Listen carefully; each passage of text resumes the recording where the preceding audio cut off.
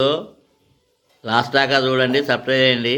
ఉప్మా ఎలా పోసుకోవాలో, ఇది బొంబాయి రవ్వ ముందుగానే ఎంచుకోవాలి. దానికి శనగపప్పు కొంచెం నానబెట్టుకోవాలి, పిరికడని పల్లీలు, క్యారెట్ను తురుము చేసుకోవాలి, పచ్చిమిరపకాయలు, పచ్చి ఉల్లాకు, కొత్తిమీర, ఇప్పుడు కళ్యామాకు.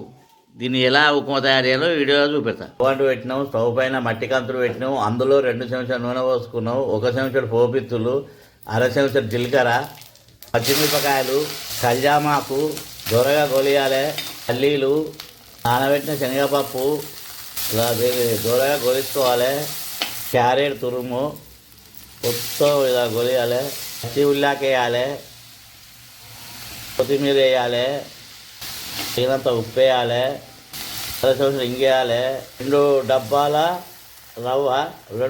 రవ్వకు 4 డబ్బాల నీళ్ళు పోసుకోవాలి. దీన్ని బాగా మరగనివ్వాలి.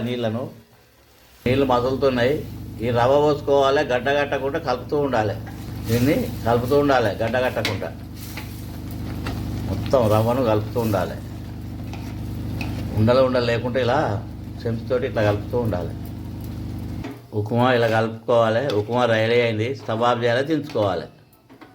ఉప్మా రెడీ అయింది, గుమగుమలాడుతుంది. వేడి తింటే చాలా రుచిగా ఉంటుంది. మళ్ళీ కావాలనిపిస్తుంది, తిన్న కొద్దీ తినాలనిపిస్తుంది.